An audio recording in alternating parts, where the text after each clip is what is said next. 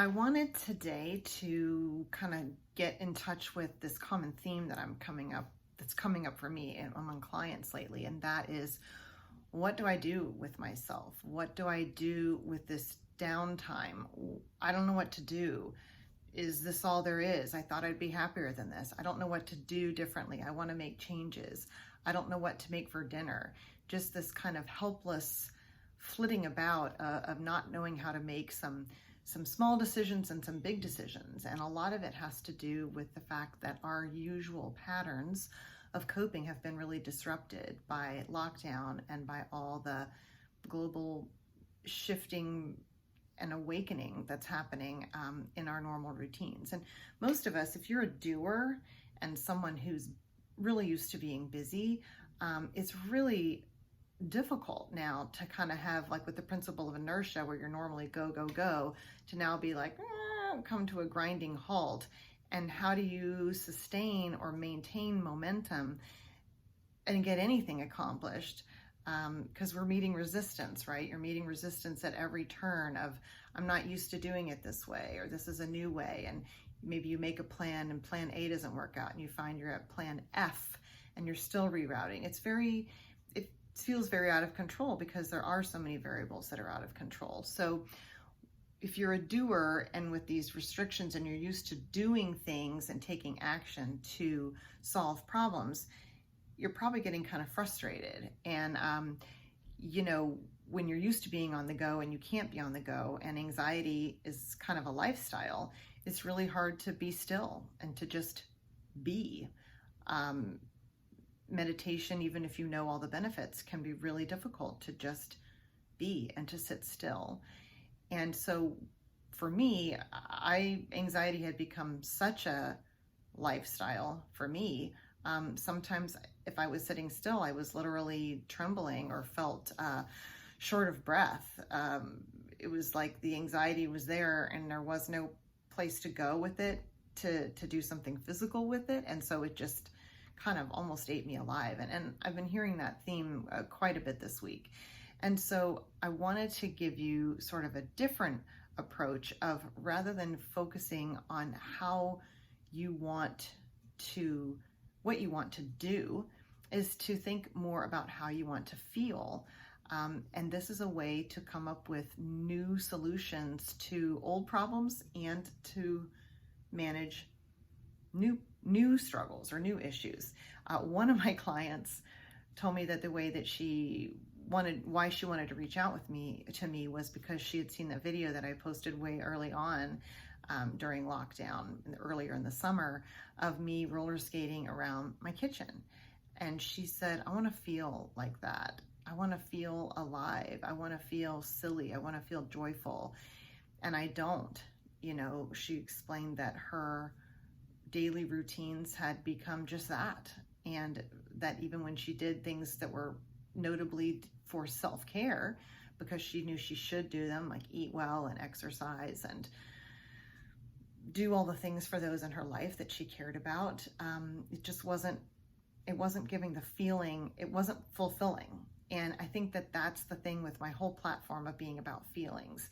It's not just the touchy feeling, like get in touch with your feelings and your emotions and your sensitivity, and control your anger and recognize your sadness. Of course, those are a huge part of my platform. But really, this deal with anxiety management is, rather than focusing on your misery and what feels bad and how you wish it wasn't that, it's really getting into, how do I want to feel differently? Like, if you don't want to continue feeling anxious, how do you want to feel? And really focusing on that feeling. People don't realize how much emotions drive everything. When you talk to someone and they've just come out of a board meeting, and you say, let's say you've just led a board meeting, and someone says, hey, how'd it go? Your response is based on how you feel that it went. You say, oh, it went great, because your proposal was a big hit, or everyone clapped, or they accepted it, or you got through it.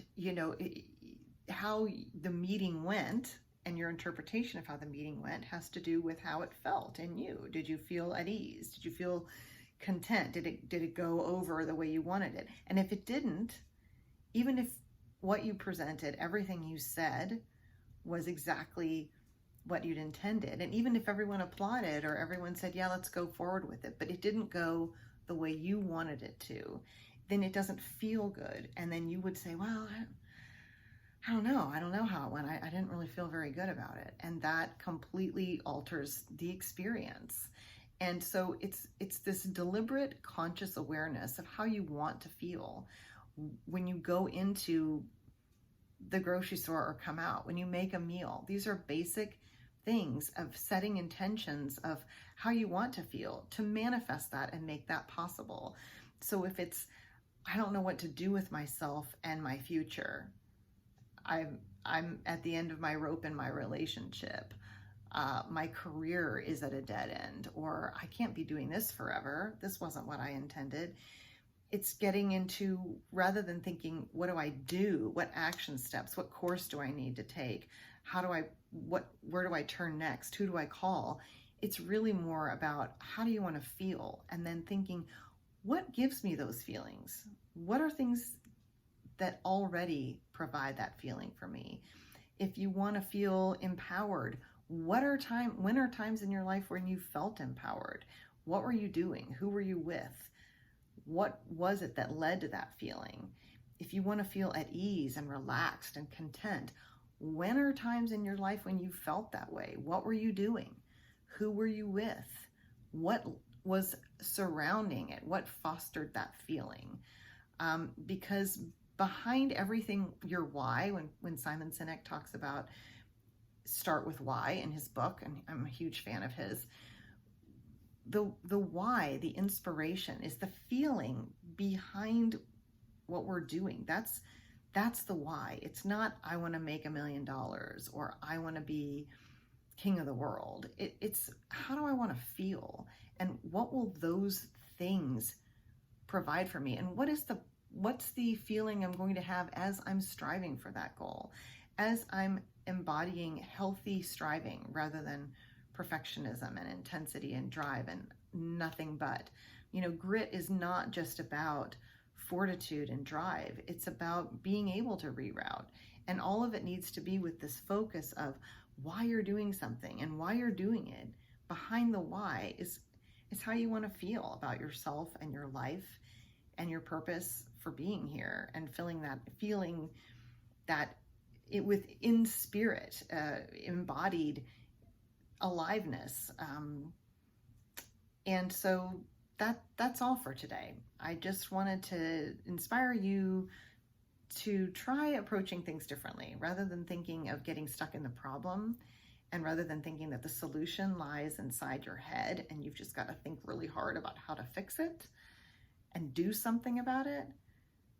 Set your intention on how you want to feel and see what happens, see what comes up. I think you'll be quite amazed at how it lays out and changes the way you show up. Let me know. I'd love to hear. And please subscribe to the YouTube channel. Thanks for watching.